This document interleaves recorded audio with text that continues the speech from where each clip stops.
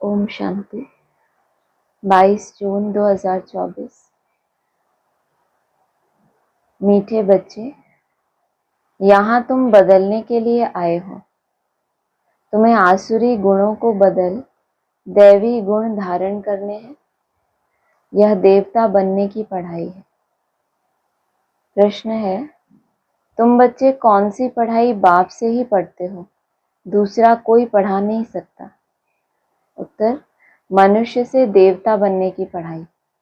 अपवित्र से पवित्र बनकर नई दुनिया में जाने की पढ़ाई एक बाप के सिवाय और कोई भी पढ़ा नहीं सकता। बाप ही सहज ज्ञान और राजयोग की पढ़ाई द्वारा पवित्र प्रवृत्ति मार्ग स्थापन करते हैं। ओम शांति। बाप बैठ बच्चों को समझाते हैं, वास्तव में दोनों ही बाप हैं, एक हद का दूसरा बेहद का। वह बाप भी है तो यह बाप भी है। बेहद का बाप आकर पढ़ाते हैं। बच्चे जानते हैं हम नई दुनिया सतयुग के लिए पढ़ रहे हैं। ऐसी पढ़ाई कहाँ मिल नहीं सकती। तुम बच्चों ने सत्संग तो बहुत किए हैं। तुम भक्त थे ना, जरूर गुरु किए हुए हैं, शास्त्र अध्ययन किए हुए हैं, परंतु अभी बाप ने आकर जगाया है। बाप कहते हैं, अभी यह पुरानी दुनिया बदलनी है। अभी मैं तुमको नई दुनिया के लिए पढ़ाता हूँ। तुम्हारा टीचर हूँ। कोई भी गुरु के लिए टीचर नहीं कहेंगे। स्कूल में टीचर पढ़ाते हैं जिससे ऊंच पद पाते हैं, परंतु वह पढ़ाते हैं यहाँ के लिए। अभी तुम जानते हो, हम जो पढ़ाई पढ़ते हैं वह है नई दुनिया के लिए। गोल्डन एज्ड वर्ल्ड कहा जाता है। यह तो जानते हो, इस समय आसुरी गुणों को बदल दैवी गुण धारण करने हैं। यहाँ तुम बदलने के लिए आए हो। कैरेक्टर की महिमा की जाती है। देवताओं के आगे जाकर कहते हैं, आप ऐसे हो और हम ऐसे हैं। तुमको अभी एम ऑब्जेक्ट मिली है। भविष्य के लिए बाप नई दुनिया भी स्थापन करते हैं और तुमको पढ़ाते भी हैं। बाप भविष्य के लिए नई दुनिया की स्थापना भी करते हैं, फिर जिनको उस नई दुनिया में जाके निवास करना है, राजाई करने है, उनको पढ़ाते भी हैं। वहां तो विकार की बात नहीं होती। तुम रावण पर जीत पाते हो। रावण राज्य में है ही सब विकारी, यथा राजा रानी तथा प्रजा। अभी तो है पंचायती राज्य। उनके पहले राजा रानी का राज्य था, परंतु वह भी पतित थे। उन पतित राजाओं के पास मंदिर भी होते हैं। निर्विकारी देवताओं की पूजा करते थे। जानते हैं वह देवता पास्ट होकर गए हैं। अभी उनका राज्य है नहीं। बाप आत्माओं को पावन बनाते हैं और याद भी दिलाते हैं कि तुम देवताई शरीर वाले थे। तुम्हारी आत्मा और शरीर दोनों पवित्र थे। अब फिर से बाप आकर पतित से पावन बनाते हैं। इसलिए ही तुम यहाँ आए हो। बाबा ऑर्डिनेंस निकालते हैं, बच्चे, काम महाशत्रु है। यह तुमको आदि मध्य अंत दुख देते हैं। अभी तुमको गृहस्थ व्यवहार में रहते हुए पावन बनना है।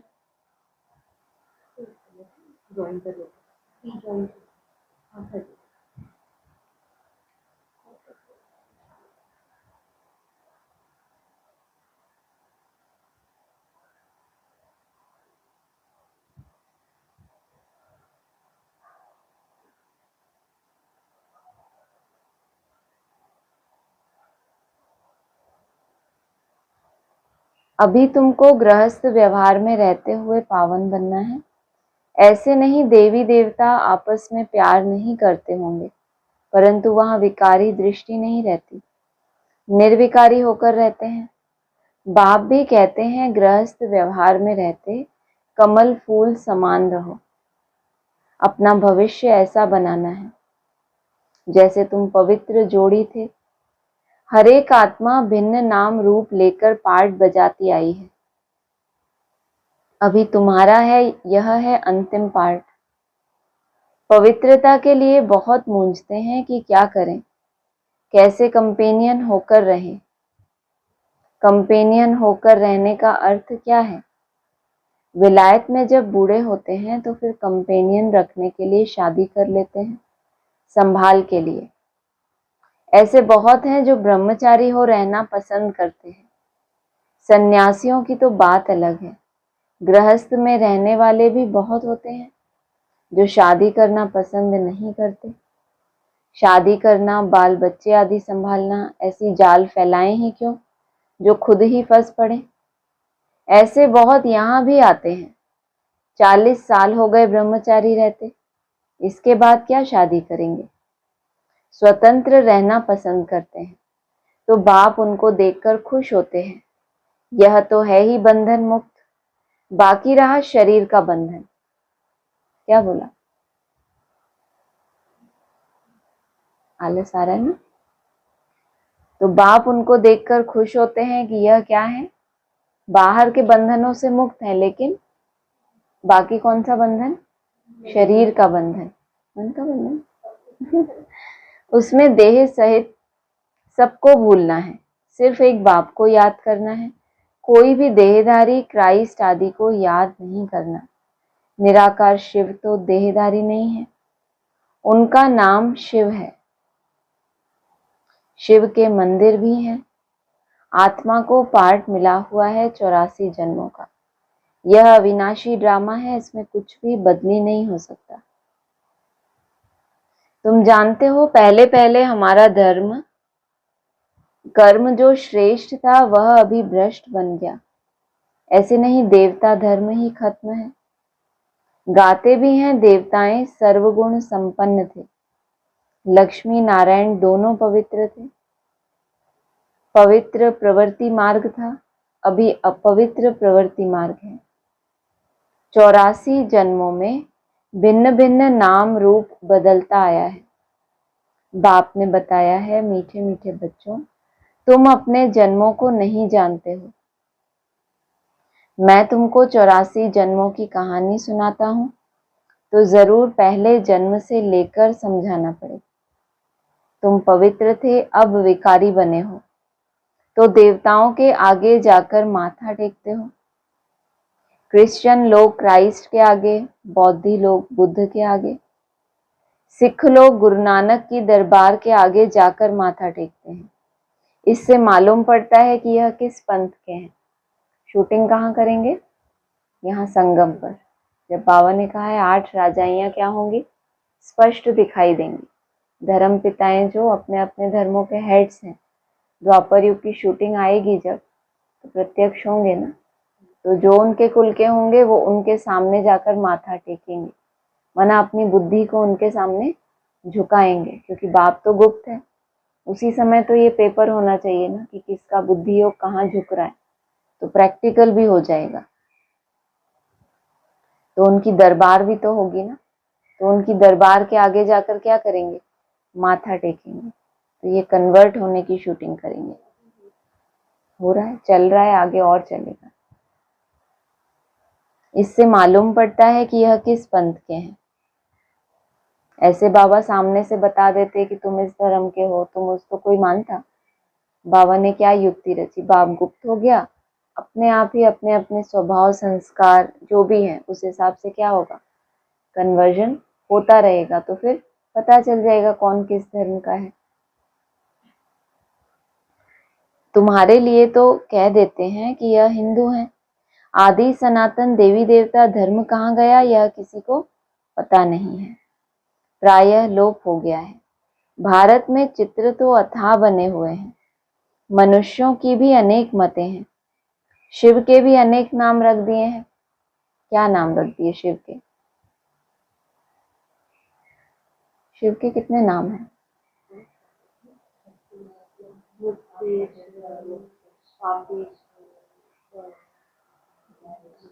पापेश्वर नहीं, पाप कटेश्वर।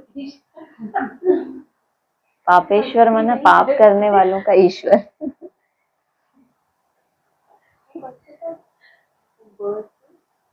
बबूलना। भारत में चित्र तो अथाह बनाए हुए हैं, मनुष्यों की भी अनेक मतें हैं। शिव के भी अनेक नाम रख दिए हैं, असल में उनका एक ही नाम शिव है। ऐसे भी नहीं उसने पुनर्जन्म लिया है तब नाम फिरते जाते हैं। नहीं, मनुष्यों की अनेक मतें हैं तो अनेक नाम रखते हैं। श्रीनाथ द्वारे में जाओ तो वहां भी बैठे तो वही लक्ष्मी नारायण है। जगन्नाथ के मंदिर में भी मूर्ति वही है, नाम भिन्न भिन्न रखे हैं। जब तुम सूर्यवंशी थे तो पूजा आदि नहीं करते थे, तुम सारे विश्व पर राज्य करते थे, सुखी थे। श्रीमत पर श्रेष्ठ राज्य स्थापन किया था, उसको कहा जाता है सुखधाम। और कोई ऐसे नहीं कहेंगे कि हमको बाप पढ़ाते हैं, मनुष्य से देवता बनाते हैं। निशानी भी है, जरूर उन्हों का ही राज्य था। वहां किले आदि होते नहीं है। कहाँ पे? हाँ, वहां पर महल होते हैं, लेकिन किले आदि बनाते हैं सेफ्टी के लिए। इन देवी देवताओं के राज्य में किले आदि थे नहीं, दूसरा कोई चढ़ाई करने वाला होता ही नहीं। अभी तुम जानते हो हम उसी देवी देवता धर्म में ट्रांसफर हो रहे हैं। उसके लिए तुम राजयोग की पढ़ाई पढ़ रहे हो, राजाई पानी है। भगवानुवाच, मैं तुमको राजाओं का राजा बनाता हूँ। अभी तो कोई राजा रानी नहीं है, कितने लड़ाई झगड़े आदि होते रहते हैं। राजा रानी कोई है नहीं, लेकिन कंट्रोलिंग सबको चाहिए, तो उसकी वजह से क्या होता है, झगड़े आदि होते रहते हैं। बाहर की दुनिया में भी होते रहते हैं, तो ब्राह्मणों की दुनिया में भी होते रहते हैं। यह है कलयुग, आयरन एज्ड वर्ल्ड। तुम गोल्डन एज में थे, अभी फिर पुरुषोत्तम संगम युग पर खड़े हो। बाप तुमको पहले नंबर में ले जाने आए हैं। उनके लिए, ब्राह्मणों के लिए बाप गुप्त हो गए, और तुमको बाप नंबर 1 में ले जाने के लिए क्या कर रहे, आए हैं प्रैक्टिकल में। सबका कल्याण करते हैं। तुम जानते हो हमारा भी कल्याण होता है। पहले पहले हम जरूर सतयुग में आएंगे, बाकी जो जो धर्म है वह सब शांति धाम में चले जाएंगे। बाप कहते हैं सबको पवित्र भी बनना है। तुम हो ही पवित्र देश के रहने वाले, जिसको निर्वाण धाम कहा जाता है। और धर्म वालों को क्यों शांति धाम में जाना पड़ेगा? जब तुम सुख धाम में जाओगे तो तुमको नहीं जाना पड़ेगा शांति धाम में। क्यों? अच्छा नहीं लगेगा वहां? यहाँ पे कैसे होता है? लेकिन वो, उनको शांति धाम में जाना पड़ेगा और तुम राजा ही करेंगे, क्योंकि तुमने शांति धाम में जाने की अवस्था को क्या किया, पहले से ही प्रैक्टिस करके उतारा ना। तो वो धर्म पिताएं तो कोई प्रैक्टिस अभी नहीं कर रहे, अपनी अपनी राजाई बनाने में लगे हैं, अपने अपने प्रजा बढ़ाने में लगे हुए हैं। और तुम क्या कर रहे हो, निर्वाण धाम में जाने की प्रैक्टिस। तो वो समय आते आते, जब द्वापर युग आएगा उनका, या उनका समय आने वाला होगा, तब तक तुम्हारी वो स्थिति बन जाएगी, तो तुम सुख धाम में होंगे, और तब फिर वो उनको शांति धाम में जाना पड़ेगा, क्योंकि आपकी लंबे समय का पुरुषार्थ है ना। तो तुम हो ही पवित्र देश के रहने वाले, जिसको निर्वाण धाम कहा जाता है।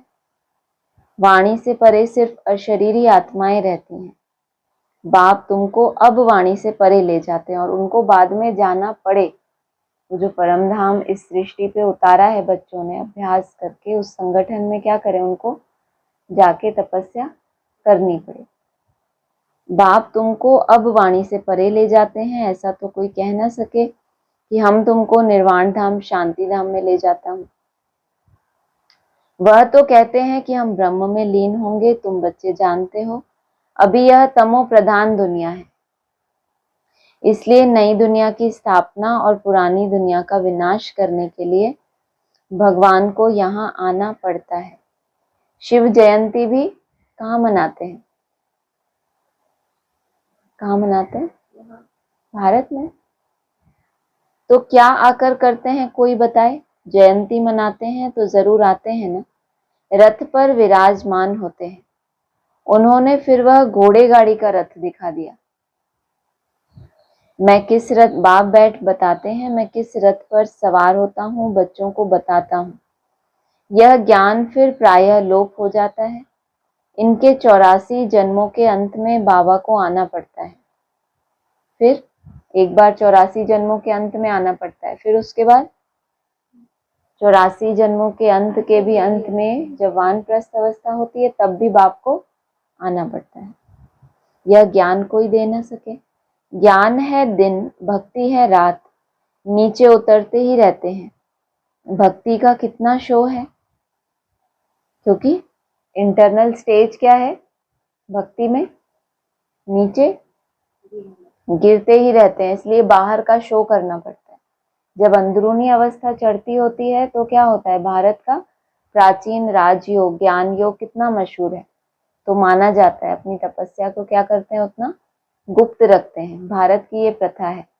ऋषि मुनि जंगल में जाके तपस्या करते हैं, स्टेज पे बैठ के तपस्या करते हैं, क्योंकि योग युक्ति बाबा कहते हैं ना, ये सब कैसा होना चाहिए, गुप्त होना चाहिए। तो ये है भारत का प्राचीन ज्ञान योग।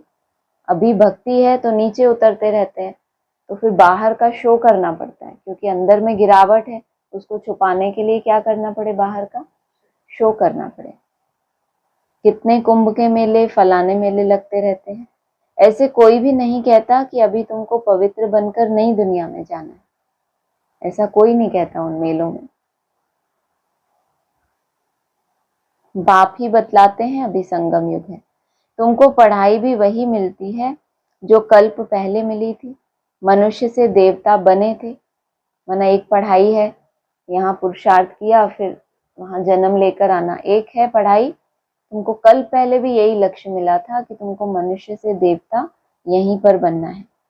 गायन भी है, मनुष्य से देवता किए करत न लागी बार। जरूर बाप ही बनाएंगे ना। तुम जानते हो हम अपवित्र गृहस्थ धर्म वाले थे, अब बाप आकर फिर पवित्र प्रवृत्ति मार्ग का बनाते हैं। तुम बहुत ऊंच पद पाते हो, ऊंचते ऊंच बाप कितना ऊंच बनाते हैं। बाप की है श्री श्री अर्थात श्रेष्ठ ते श्रेष्ठ मत। हम श्रेष्ठ बनते हैं। श्री श्री के अर्थ का किसको पता नहीं है, एक शिव बाबा का ही यह टाइटल है, परंतु वह फिर अपने को श्री श्री कह देते हैं। माला फेरी जाती है, माला है 108 की और उन्होंने 16,108 की बनाई है। उसमें 8 तो आने ही है, 4 जोड़ी और एक बाप। 8 की माला में 4 जोड़ी और एक बाप, समझा? 4 जोड़ी मतलब हो गई 4 जोड़ी,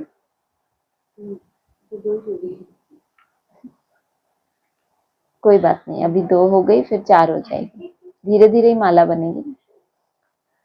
4 जोड़ी और एक बाप, 8 रत्न और 9वां हूं मैं।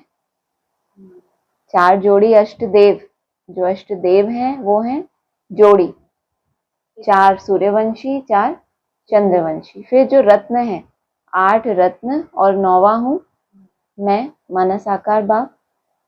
हीरा हुआ ना बीच में, बनाने वाला बीच में बैठा है। बाबा ने बोला है 8 रत्नों की अंगूठी बनाते हैं और बीच में कौन है, बनाने वाला बैठा है। तो 8 रत्न हो गए और वो हो गए 8 अष्टदेव, तो डिफरेंस हो गया दोनों में। उनको रत्न कहते हैं, उनको ऐसा बनाने वाला बाप है। तुम बाप द्वारा पारस बुद्धि बनते हो।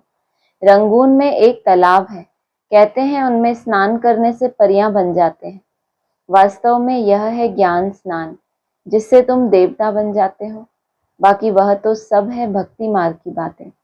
यह तो कभी हो नहीं सकता कि पानी में स्नान करने से कोई परी बन जाए। यह सब है भक्ति मार्ग।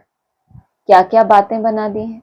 पानी की जब कोई बात ही नहीं है, फिर वो पानी को, तत्वों की ही बात है ना, तत्वों की पूजा है, फिर वो पानी को चार्ज करके पियो, तो फलाने को ऐसे करके खाओ, तो वो सब बातें रिलेट ही करेंगी ना। जब पानी में स्नान करने से पावन ही नहीं बन रहे, तो फिर वो पानी को पीने से परिवर्तन हो जाए, तो फिर तो सारा टाइम हम पानी ही पीते रहें और फिर योग ज्ञान ये सब की तो इतनी कोई दरकार ही नहीं। जो संकल्प आप पानी में डाल रहे हो उसको चार्ज कर रहे हो, वो संकल्प अपनी मन बुद्धि में डायरेक्ट क्यों नहीं डालें हम? उसमें डाल के फिर अपने अंदर डालें, तो डायरेक्ट अपने अंदर क्यों ना डालें? तो ये क्या हो गया? तत्व हुआ ना। पानी क्या है? तत्व। और हमें 5 तत्वों से परे जाना है या उनके आधार से पावन बनना है? परे जाना है ना। क्या क्या बातें बना दी हैं, कुछ भी समझते नहीं। अभी तुम समझते हो तुम्हारा ही यादगार देलवाड़ा, गुरु शिखर आदि खड़ा है। अगर तुम खड़े हो तो तुम्हारा यादगार भी क्या है? खड़ा है। अगर तुम बैठे हो तो समझो हमारा यादगार वो नहीं है। कौन कौन सा यादगार? देलवाड़ा और गुरु शिखर। बाप बहुत ऊंच रहते हैं ना, इसलिए शिखर बोला। तुम जानते हो बाप और हम आत्माएं जहां निवास करती हैं वह है मूल वतन। कौन कौन निवास करता है वहां? बाप और हम आत्माएं। वह है मूल वतन। सूक्ष्म वतन तो केवल साक्षात्कार मात्र है, वह कोई दुनिया नहीं है। सूक्ष्म वतन का पाठ किस लिए रखा? खेल पाल, मनोरंजन, बच्चों को बहलाने के लिए। सूक्ष्म वतन या मूल वतन के लिए यह नहीं कहेंगे वर्ल्ड हिस्ट्री रिपीट। वर्ल्ड तो एक ही है, इस वर्ल्ड की हिस्ट्री रिपीट कहा जाता है। मनुष्य कहते हैं वर्ल्ड में पीस हो, यह नहीं जानते कि आत्मा का स्वधर्म ही क्या है? शांत। बाकी जंगल में थोड़ी ही शांति मिल सकती है। अगर मन आपका शांत है और आप जंगल में चले गए जहां चारों तरफ शांति है, तो रहना किसके साथ है आपको? पेड़ों के साथ या उस मन के साथ जो अशांत है? सबसे नजदीक कौन है आत्मा के? मन और बुद्धि। अगर वो ही अशांत है तो जंगल में जाकर शांति मिल नहीं सकती। तुम बच्चों को सुख और सबको शांति मिल जाती है। जो भी आते हैं पहले शांति धाम में जाकर सुख धाम में आएंगे। कई कहेंगे कि हम ज्ञान नहीं ले, पिछाड़ी में आएंगे तो बाकी इतना समय मुक्ति धाम में रहेंगे। यह तो अच्छा है, बहुत समय मुक्ति में रहेंगे, यहाँ करके 1-2 जन्म पद पाएंगे। वह क्या हुआ? जैसे मच्छर निकलते हैं ना, कोई समझते हैं ना हम ज्यादा समय मुक्ति में ही रहें, यहाँ क्यों ज्यादा आना है? तो बाबा कहते हैं जैसे वो मच्छर होते हैं, आए, थोड़ा सा पार्ट बजाया और फिर मर गए, तो वैसा मच्छरों जैसा पार्ट हुआ। तो एक जन्म में यहाँ क्या सुख रखा है? वह तो कोई काम का नहीं रहा, जैसे कि पार्ट ही नहीं है। तुम्हारा पार्ट तो बहुत ऊंच है, तुम्हारे जितना सुख कोई देख ना सके। ऐसा वैराग्य भी कब आता है कि हम तो मुक्ति में ही रहें? जब ये लास्ट जन्म के दुख होता है इतना आती का, उसमें देखते हैं भगवान मिला है, तो फिर क्या कामना होती है कि हम तो मुक्ति में ही रहें। क्या मतलब ऐसी दुख की दुनिया में? अगर वो दुनिया का साक्षात्कार हो जाए जब हम आए थे और सुख ही सुख था, तो फिर अगर उनको बोले कि मुक्ति धाम में बैठो और वहां से वो देख रहे हैं कि हमारे सारे फैमिली वाले क्या मस्त सुख में आनंद में रास कर रहे हैं, तो मन लगेगा मुक्ति धाम में? अभी दुख है, इसीलिए क्या कहते हैं कि यहाँ आए ही ना, हम तो हमेशा मुक्ति में ही रहें। लेकिन अगर उन सुखों का, अथाह सुख जो बाबा देता है, अगर उसका साक्षात्कार हो जाए तो फिर ऐसी बातें करेंगे कि हमें तो वहीं रहना है। तो वह तो क्या काम का रहा, जैसे कि पार्ट ही नहीं है। तुम्हारा पार्ट तो बहुत ऊंच है। क्यों? क्योंकि तुम्हारे जितना सुख कोई देख ही ना सके, इसीलिए पुरुषार्थ करना चाहिए। करते भी रहते हैं।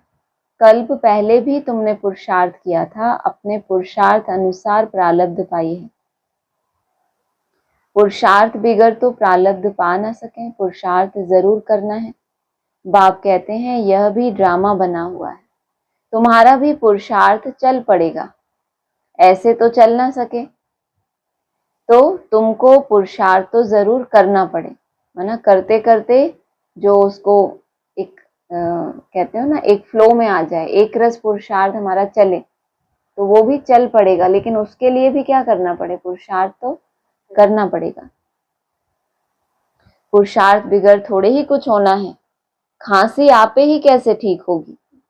दवाई लेने का पुरुषार्थ करना पड़े। कोई कोई ऐसे भी ड्रामा पर बैठ जाते हैं जो ड्रामा में होगा। ऐसा उल्टा ज्ञान बुद्धि में नहीं बिठाना, यह भी माया विघ्न डालती है। बच्चे पढ़ाई को ही छोड़ देते हैं। इसको कहा जाता है माया से हार।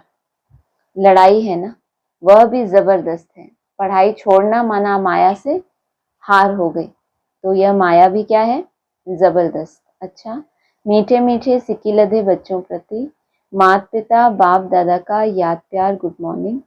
रूहानी बाप की रूहानी बच्चों को नमस्ते। रूहानी बच्चों की रूहानी बाप दादा को नमस्ते।